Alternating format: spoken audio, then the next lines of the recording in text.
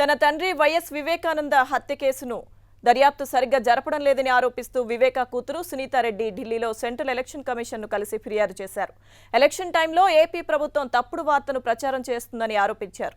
దర్యాప్తు సంస్థను మార్చాలని ఎలక్షన్ కమిషన్కు ఫిర్యాదు చేశారు. ఎవరి ప్రమేయం లేకుండా తన తండ్రి హత్య కేసు విచారణ జరగాలని కోరుతున్నట్లు చెప్పారు.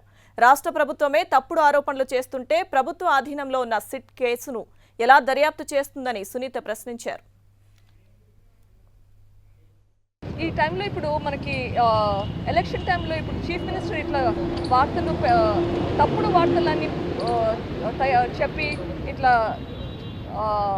ఎలక్షన్కి ఇంపాక్ట్ చేసేలా మాట్లాడడము, ప్లస్ ఇన్వెస్టిగేషన్ని తప్పుదోవ పట్టించడము. చీఫ్ మినిస్టర్ గారు ఇట్లా తప్పు మాట్లాడితే ఇన్వెస్టిగేషన్ ఎట్లా కరెక్ట్ డైరెక్షన్లోకి వెళ్తుందండి?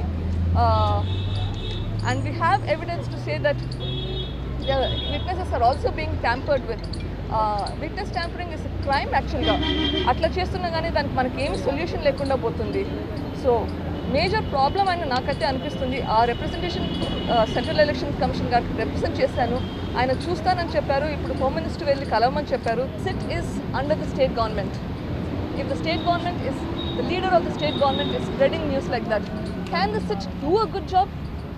Fair investigation కావాలి.